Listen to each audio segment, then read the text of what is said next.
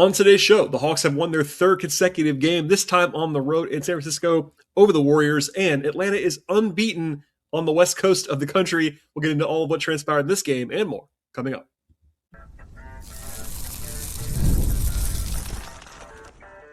You are Locked On Hawks, your daily Atlanta Hawks podcast, part of the Locked On Podcast Network. Your team every day.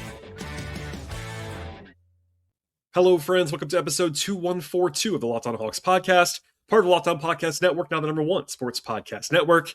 I am your host, Brad Rowland, coming to you on a Sunday evening into Monday to begin a new week here with the Atlanta Hawks, and a nice victory for Atlanta on this Sunday evening. They go on the road and win 124-111 against the Warriors, and it's a third straight win for Atlanta, and the Hawks are now 6-0 this season when playing in either the Mountain or Pacific time zone. Is that sustainable? Maybe not, but the Hawks keep winning out west, and they did so on this game without two of their top 6-7 players, with Porzingis and Richache still sidelined after they missed games on Friday as well. It was the debut of TJ McCollum and Corey Kispert, which we'll talk about later on in the podcast. The Hawks were underdogs pretty decisively at FanDuel in this game, which made sense. The Warriors have been playing pretty well recently. They were 8-3 in their previous 11 games. They've been pretty good at home this year. But Atlanta was the better team for the vast majority of this game.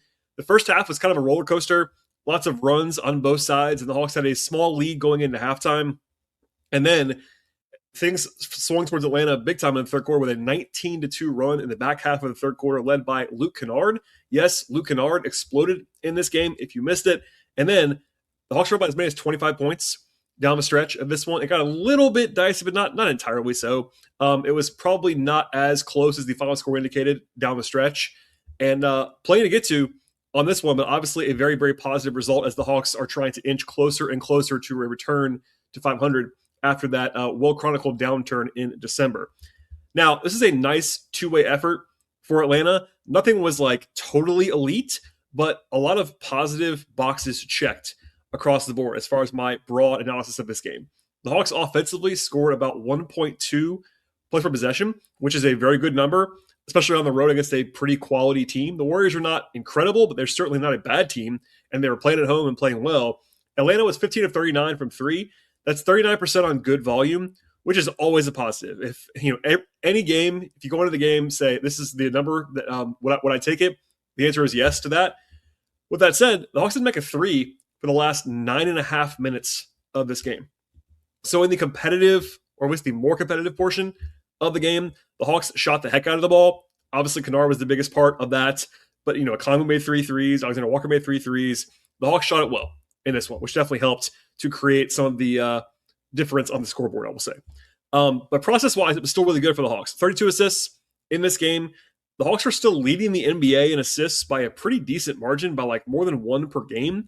And that's honestly, if you told anybody that Trae Young would barely play this year and then get traded, and then the Hawks would lead the league in assists by a lot, that would be a big credit to a lot of people. I would say one of them has to be Quinn Snyder. I know that Quinn's not very popular all the time in Hawksland, and I get that given the win-loss results. But for all the nitpicks that I might have about Snyder's rotations and all these things, the fact that they put together this offensive ecosystem where the Hawks have this many assists on a regular basis without key guys is a credit to the system and the way the Hawks have been operating this season. Also, 9 turnovers, and I believe 1 or 2 of those were late when the game was basically over. Atlanta now is 10-4 this season when they commit 13 turnovers or less. So when the Hawks protect the ball, they tend to win, and that was the case in this game as well. They were just okay on the offensive glass, which is definitely kind of normal for this team, but they did win the battle there overall in second chance points. And then they did very, very good work when they were able to run in this game. They had 23 fast break points. That's a very good number for Atlanta, and good efficiency as well. It wasn't like they just ran all the time. When they were able to run, they were able to do so and finish those possessions effectively. That's a great balance in this game. 4 guys at 18 points or more. 3 of them not surprising at all in Jalen Johnson, Alexander Walker, and then Okongwu, the top 3 basically available scorers for the Hawks in this game. And then Kennard was awesome as well off the bench. He was the 4th one. But basically everyone that played for Atlanta, sans Corey Kispert, had some contribution offensively. And, Kispert was just kind of, I would say, easing in to his new role with the team, but certainly a very good offensive performance across the board for the Hawks, especially when you take into account the situation, the venue, and all of that stuff. Down Porzingis, that also is a knock of the offense, and the Hawks did a good job neutralizing all of that in this game. On defense, it was a little bit less impressive, I have to say. I think if you maybe choose which side of the floor was better, I would have said the offense, which is why I led with that. But defensively, the Hawks were plenty good in this game. They had about a 110 defensive rating. That's not incredible, but when you factor in that Golden State kind of missed a lot of threes, like I think that's the reason why I'm kind of downplaying it a little bit. After watching the game back, the Hawks got a little bit fortunate, I think, with the shooting variance in this game. Golden State was 10 of 42 on threes, and they made their last one with like a minute to go when the game was basically over. So they were basically 9 of 41 from three. I would say there was some good fortune in there. You know, Steph was 3 of 11. That usually helps when you're trying to stop the Warriors. And the Hawks were plus 15 points from behind the arc in this game on 3 fewer attempts. So if you were to normalize that a little bit based on shot quality and team quality, all that stuff, this game would have been closer. But the Hawks did a good job the entire game contesting shots. They were also plus 6 in the possession battle in this game. So I'm not saying by any means that the reason why the Hawks won this game was because they got lucky. I'm not saying that. What I always do on the show, if you're a new listener, is try to give you the context beyond the actual results. Like process stuff matters for the future and like what's going well. And the Hawks were the better team in this game. I'm not sure they were as much of a better team as the scoreboard was indicating for part of the game. But when you shoot well and your opponent doesn't in the NBA, that tends to swing things in your direction. And that definitely happened in this game for Atlanta. The Warriors were actually much better than the Hawks inside the arc as a finishing team on 2-point shots, but Atlanta had the edges everywhere else, basically. The Hawks have always this season been really good when they were able to kind of create havoc. I got some people that were pointing back at me like, hey, well, obviously this is very clear stuff on Friday night, but it's similar to this. The Hawks are now 16-6 this year when they have at least 16 turnovers defensively. And yes, obviously you want to have turnovers, but the Hawks, I would say, are more reliant on them than a lot of teams are defensively. And the Hawks had 60 turnovers in this game that led directly to 28 points. That's a huge swing in the game. And as usual, it was a group effort that was led by the guards. You know, Dyson was certainly always a part of this, but Okongwu 2 steals, 3 for Alexander Walker. They were, I would say, good pressure all across the board. And the Warriors do have some turnover issues. Draymond Green is usually the worst defender. It wasn't him in this game for the most part. But the Hawks did a good job creating havoc. And overall, winning the turnover battle by 7 is a pretty good indicator for this team. And honestly, this is kind of surprising. The Hawks did a good job on the defensive glass in this game. That's been a rarity this season. It's happened a few times for sure, but Atlanta is still a bottom tier rebounding team on the defensive side of the floor this season. But the Warriors had about a 25% offensive rebound rate in this game, and the Hawks will take that every single time. Like, that's a really good, solid performance on the glass, especially with the Warriors missing a lot of shots. That was very helpful. And look, Steph and Jimmy had 61 points combined, and that's going to get you beat a lot of the time. But the Hawks did a good job turning the water off on everybody else, essentially. The other 3 starters combined for 15 points for the Warriors in this game, and it was typical Warriors. They put a lot of guys in this game across the board. It was kind of strange there, but the Hawks did a good job contesting, bothering, not allowing the Warriors kind of beautiful game stuff to get going. And the pace was kind of favoring the Warriors for a lot of this game. Like, they were playing pretty slowly, but the Hawks did a good job grinding those possessions down on defense and at least getting a hand up on most of their attempts. So on the whole, a very fun game. And by the way, the Hawks got the holy trinity of results today. The Pelicans lost, the Bucks lost, and the Hawks won. You can't ask for more than that if you're a Hawks fan. And just as a reminder, the Hawks had that pick from either New Orleans or Milwaukee. It's the better of the 2 of those teams. And that means that while New Orleans is the team that's the Hawks' the biggest rooting interest, it does help Atlanta if Milwaukee misses the playoffs. So root against them as well. And that trio is always a positive for the Hawks. So Atlanta has 2 more games on this road trip. But, man, it's crazy for me to say the Hawks are still 20-21 on the year. If you told me nothing else back in October, hey, the Hawks are going to go 6-0 in their first 6 West Coast games, I'd have been like, wow, the Hawks are going to be a 51 team this year. By the way, they still could be. It's not likely to happen at this point, but it's possible. But, man, they've needed these wins. I mean, as much as that's crazy to say, and not necessarily sustainable. They had to get all these wins, and they've been getting them. There's still 2 more games on the road trip, but in the meantime, they've guaranteed themselves a 2-2 split on the road, and now it's time to get greedy and potentially get 3 or even 4. And it would be wild if Atlanta finished 8-0 on the West Coast. But that'll be for a later time this week. I'll end that first segment now and just say, hey, broadly speaking, a very good result for the Hawks, pulling an upset and doing it over a competent team on the road, and doing so even with a couple of guys out. That's a very good game for the Hawks. All right, in a second, I'll dive into how this game unfolded, my more granular analysis, some rotation thoughts, the debuts of Kispert and McCollum, etc. It's coming up in just one moment. Fridays feel different about basketball season, and FanDuel is making them even better right now. On Friday nights, before the actual games tip off, FanDuel is giving fans a new way to try to kick off the weekend with NBA Happy Hour. NBA Happy Hour is your special pregame and limited time window where special offers drop right inside the FanDuel app right before the action begins. Opening the app at FanDuel during Happy Hour brings something new to the table all the time when it comes to boosts and bonuses and surprises. It's really easy to check out all the weekly specials before tip-off and make a move before the window closes. And Happy Hour adds a little bit of extra energy to your Friday nights when it comes to basketball, but any of the overthinking it you might actually be thinking that might happen. The timing is also perfect. Right before the games, right before the weekend actually begins, and it's Friday between 6 and 7:30 p.m. Eastern. It's become appointment viewing with NBA Happy Hour. Plus, FanDuel also still has everything that you need from pregame lines to live lines, etc., and a full suite of offerings on other sports like football and baseball, hockey, golf, tennis. They have auto racing, soccer, MMA, boxing, and so much more. So before tip-off, every Friday, check out the FanDuel app and see what's dropping during NBA Happy Hour every Friday from 6 o'clock to 7:30 p.m. Eastern Time.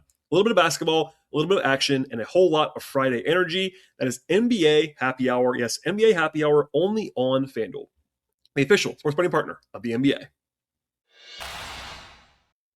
Have your health or family needs changed lately? Georgia's got you covered. Georgia accesses our state marketplace for Georgians to compare, apply, and enroll health insurance plans that offer the best value for their individual needs. Open enrollment is happening now. Visit georgiaaccess.gov today. That's georgiaaccess.gov. Georgia Access. Health insurance for Georgia by Georgia.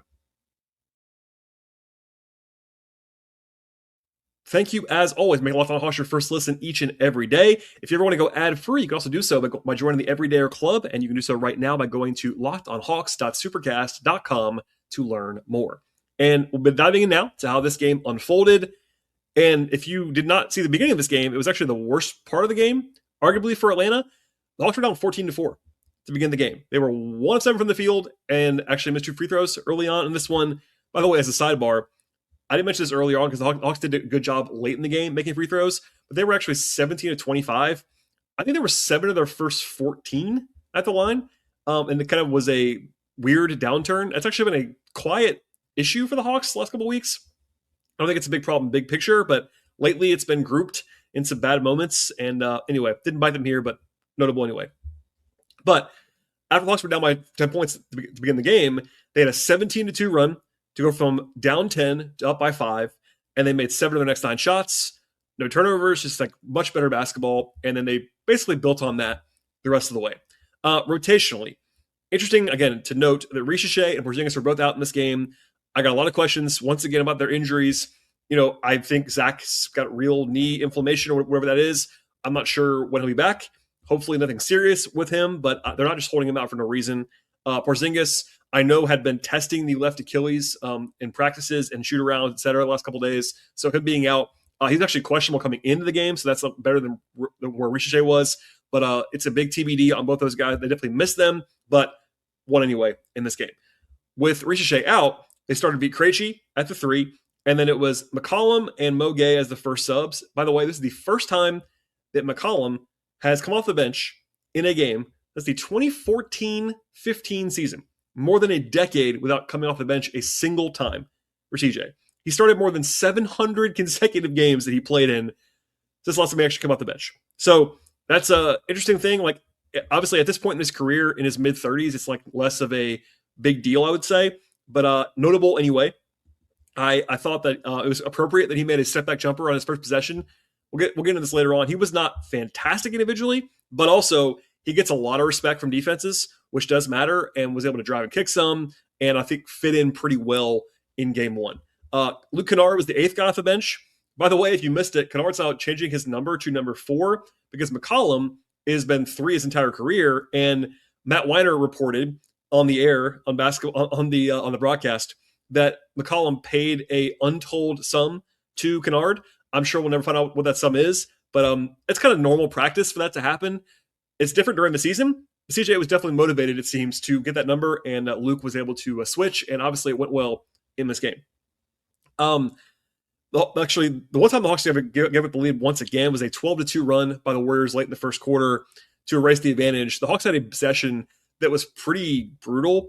Now, on the bright side, it was really the only time in this game where it was a problem, but they allowed 3 consecutive offensive rebounds and then fouled a three-point shooter on the same possession. That was pretty rough.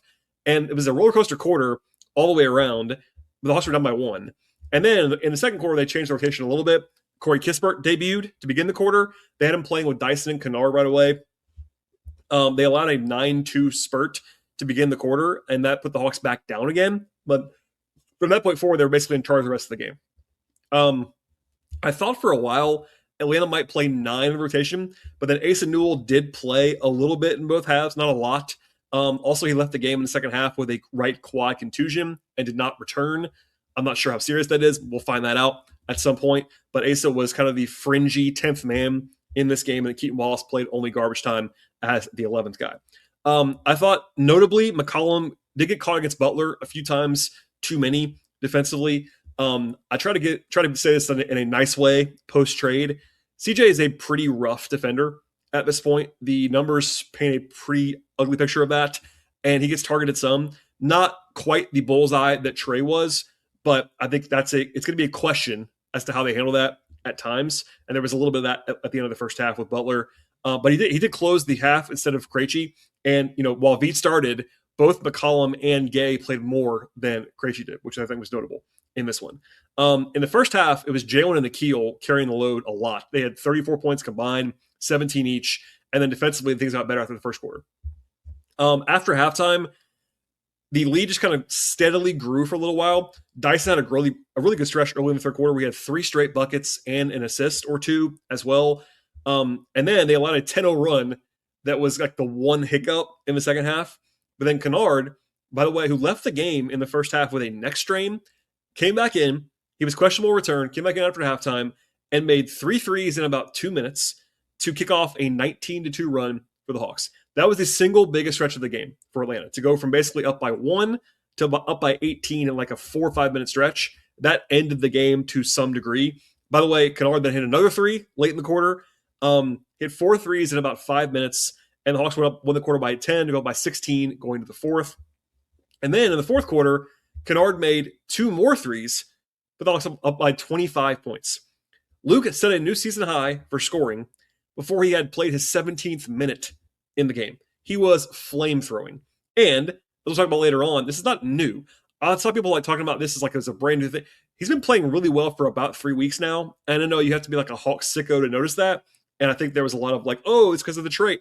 No, like he's been playing really well for 2.5, 3 weeks now. This is not new, but he was playing extremely well tonight, letting it fly, and obviously hitting 6 threes is not a small feat for anybody in any game.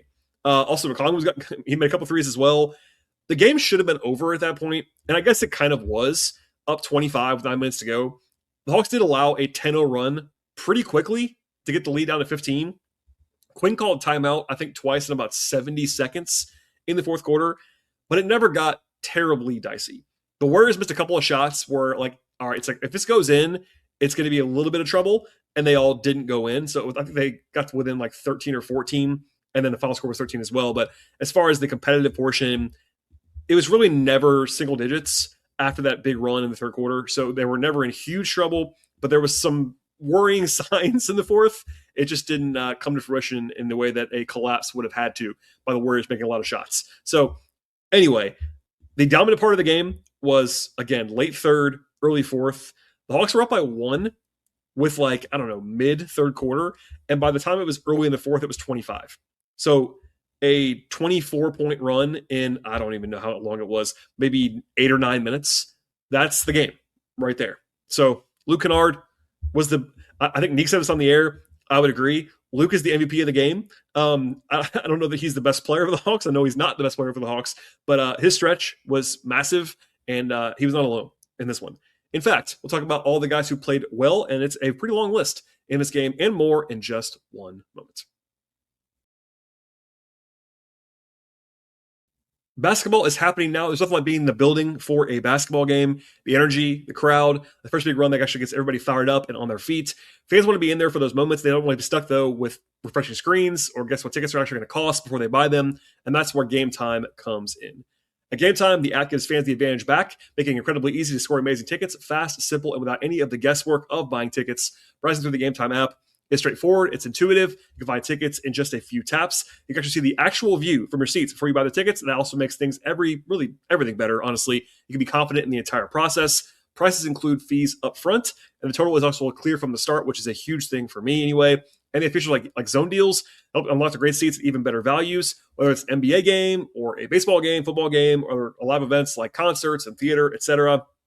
Everything is right there in one place. Take all the guesswork out of buying tickets with Gametime. Download the Gametime app, create an account, and use code LOCKEDONNBA. That's LOCKEDON NBA for $20 off your first purchase. Terms apply. Again, that code is LOCKEDONNBA at Gametime by downloading the app and creating an account. Download the Gametime app today and get in on the action.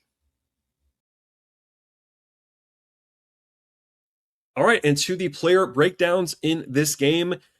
9.5 guys played in the rotation for Atlanta in this one. Keaton Wallace was the odd man out. That's going to be, I think, the norm.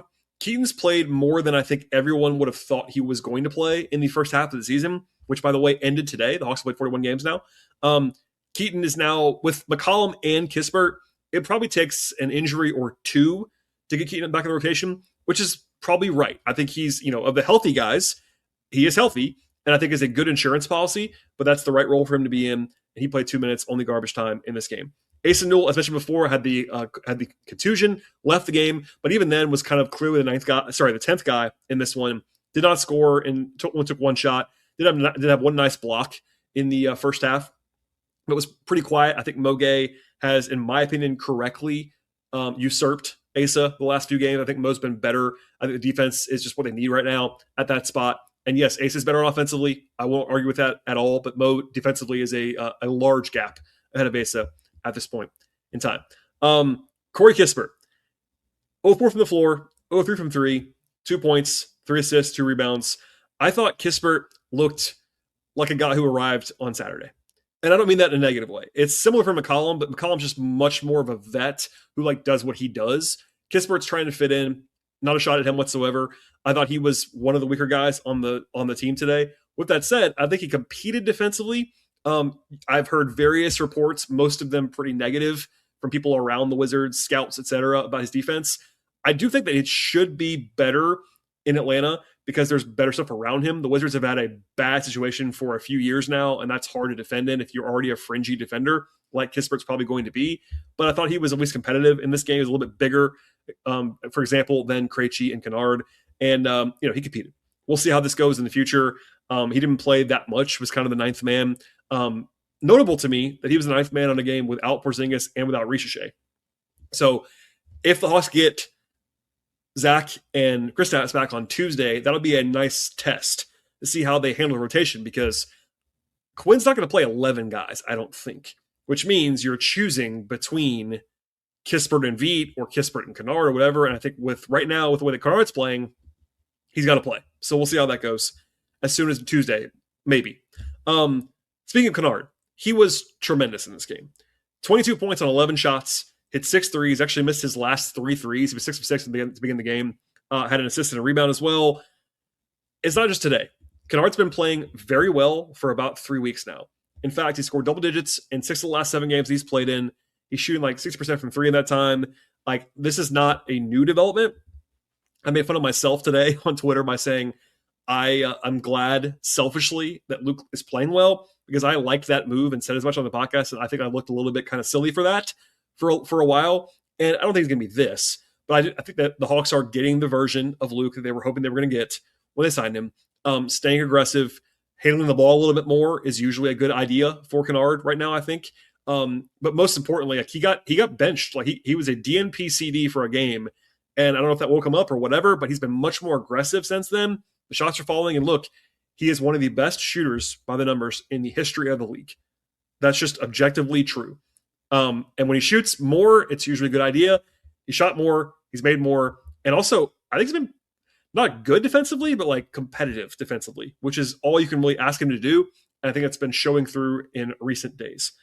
Moge, 5 points, 5 rebounds, +8 in the game. I think Mo was fine. Defensively, did his job. He is much better than the other options at that spot. And offensively, it's a roller coaster, but nothing bad in this one, which is kind of all you can ask for from Mo on offense. McCollum was a mixed bag. So on one hand, he shot terribly. He was 12 points on 16 shooting possessions in this game. That's below what you would want. 0-4 from 3. But he made his twos, 5 of 10, 4 assists, no turnovers. I thought CJ played fine. I think he played well, honestly. He just didn't make shots. Defensively, you see the seams a little bit. That's going to be the case. I don't know how bad he is, but it's pretty bad from all accounts. With that said, I think you already see defenses respecting McCollum. I think he'll probably play at least this much or more moving forward. I have to give people sometimes ignore the realities of guys being traded. These guys are all pros and they understand how to play. But McCollum and Kispert showed up like as practice began basically on Saturday. So they had one practice. They probably didn't scrimmage a lot because these teams don't scrimmage that much during the season unless they have a long break. And then it's like, hey, go play a game the next day.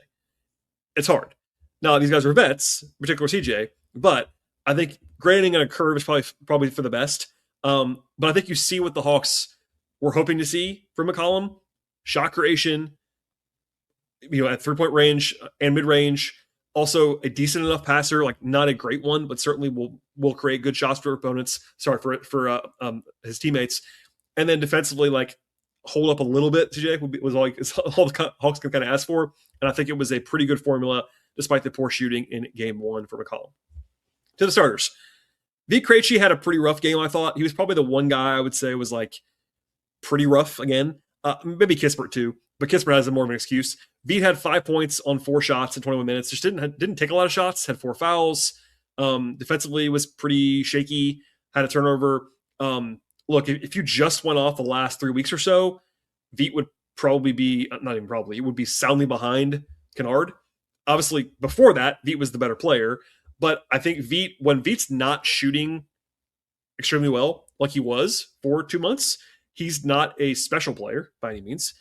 He's a rotation player, but he's not someone that you have to play a lot unless he's making shots. And lately he hasn't been making shots. So again, not to beat the drum once again, but they have to make some decisions about the rotation. And maybe it's Kispert. Like it'd be not crazy to not play Kispert, but we'll see how they handle this as soon as Zach returns. The big 4 that are available for the Hawks right now, which of course is Johnson, Okongwu, Daniels, and Alexander Walker, were all pretty good in this game. Dyson, 11 points, 9 assists, 7 rebounds, +8 in the game. Didn't do a ton of shooting, but had the one stretch in the third quarter that was pretty big getting to the rim. Played really strong defense, I thought, throughout the game, as he typically does. Like nothing special, but like rock solid. And by the way, the assists are like racking up for Dyson. Dyson has been dishing out a lot of dimes. Like he had a triple-double on Friday that led the way. But here are Dyson's assist totals for basically the last month by the numbers. 6, 3, 9, 3, 9, 7, 9, 8, 12, 3, 8, 10, and then 9.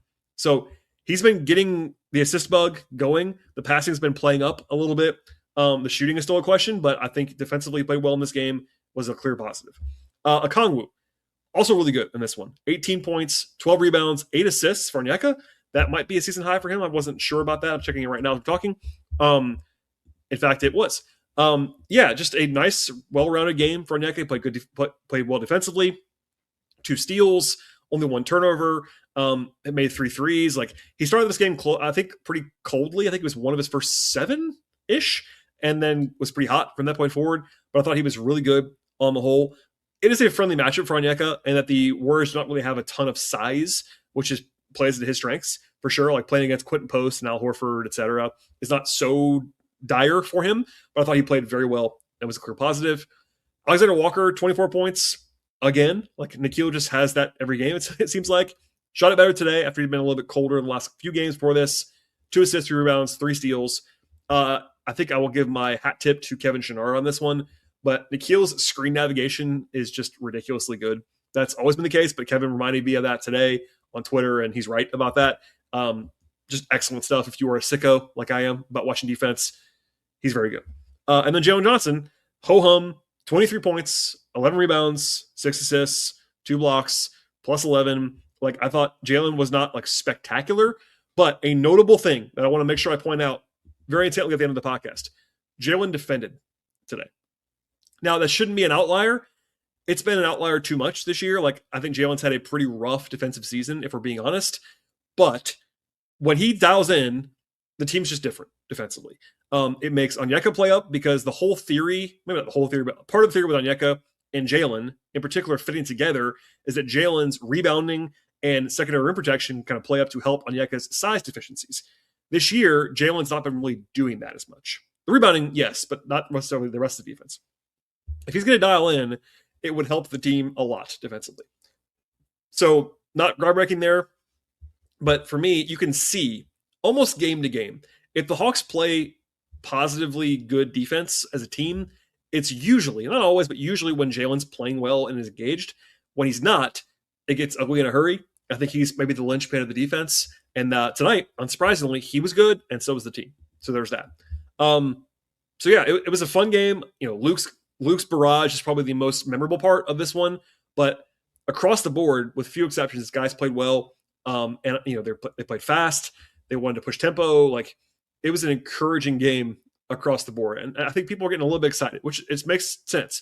You finally win 3 in a row. The Hawks had this stretch early in the season. They got everybody excited, as it should have. When they were racking up wins, they were 13-8.